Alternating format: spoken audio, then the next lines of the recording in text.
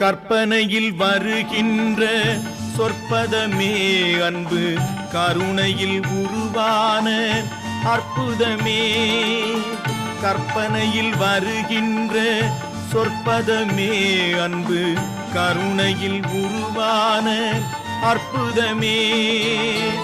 சிற்பச் சிலையாக நிற்பவனே, சிற்பச் சிலையாக நிற்பவனே, வெள்ளை திருநீரில் அருளான விற்பனனே முருகா